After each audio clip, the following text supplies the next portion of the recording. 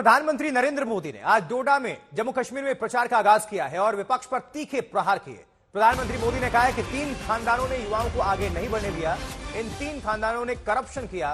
PM Modi ने कहा कि यूपीए के राज में गृहमंत्री को यहां आने से डर लगता था, लेकिन अब हालात बदल चुके हैं। प्रधानमंत्री ने कांग्रेस अध्यक्ष के उस बयान पर भी पलटवार किया, 20 सीटें ज्यादा आती तो बीजेपी नेताओं को जेल में डाल दें। प्रधानमंत्री ने कहा कि विपक्ष की सोच में खामी है, सोच सकारात्मक नहीं है।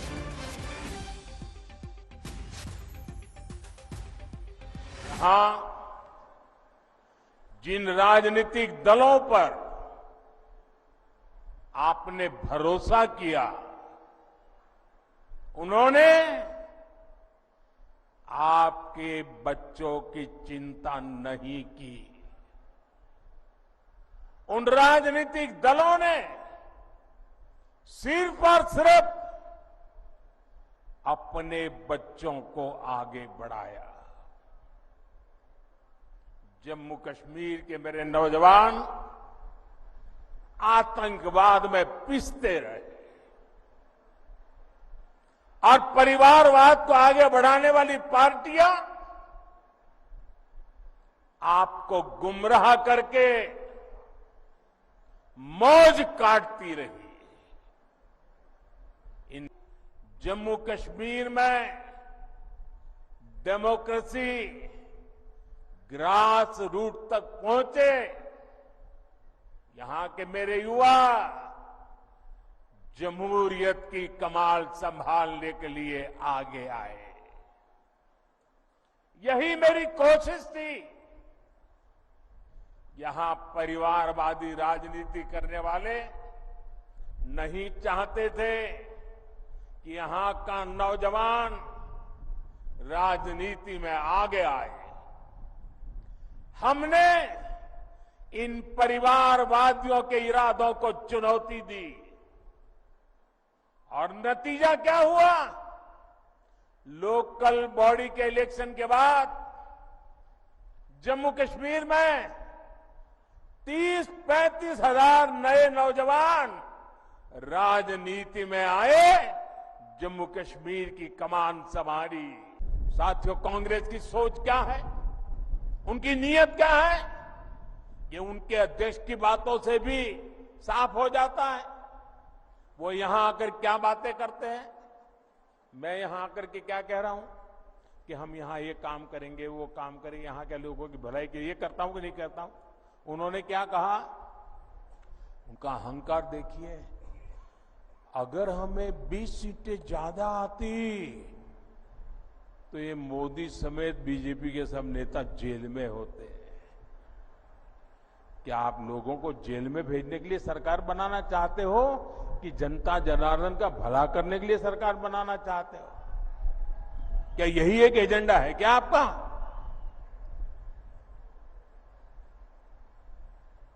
दो 2014, 2019, 2024 60 साल के बाद 3 बार देश की जनता ने हमें सेवा करने का मौका दिया, लेकिन हम सरकार लोगों को जेल में डालने के लिए नहीं चलाते हैं।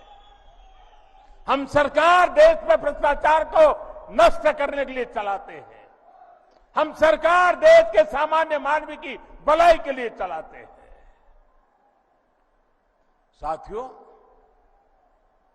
जब कोई पॉजिटिव सोच ही ना हो तो फिर उनके लिए जेल में बंद करने के सिवाय कोई एजेंडा नहीं होता है।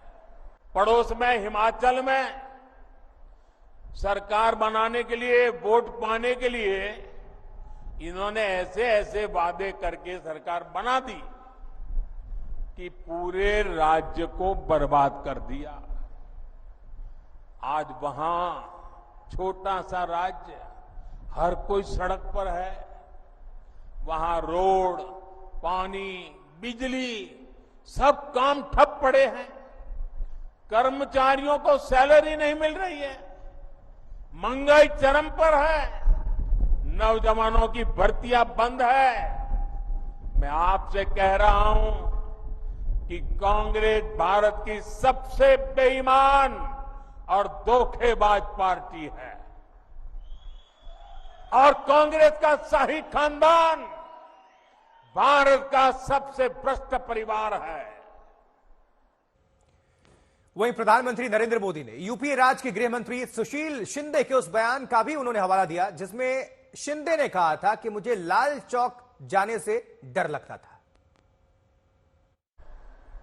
ये चंद्रभागा घाटी ये सालों साल चले आतंक के खून खराबे के उस दौर की गवा रही है। आप याद करिए वो समय जब दिन ढलते ही यहां अघोषित कर्फ्यू लग जाता था,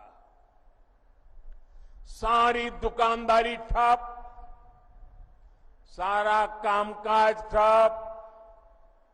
हालत ये थी कि तब कांग्रेस सरकार के, केंद्र सरकार के गृह मंत्री तक लाल चौक जाने से डरते थे। और वहीं प्रधानमंत्री नरेंद्र मोदी ने 3 खानदानों पर करप्शन के आरोप और मोदी के विपक्ष पर तीखे हमलों को लेकर नेशनल कॉन्फ्रेंस के उमर अब्दुल्ला ने क्या कहा, आपको सुनवाते हैं। जब बीजेपी को इन फैमिलीज में से किसी की मदद की जरूरत थी तब हम बर्बादी के जिम्मेदार नहीं थे। अभी मुश्किल से 5-6 साल हो गए। पीडीपी के साथ तो बीजेपी का जम्मू कश्मीर में रिश्ता था, तब उनको पीडीपी में कोई खराबी नजर नहीं आई।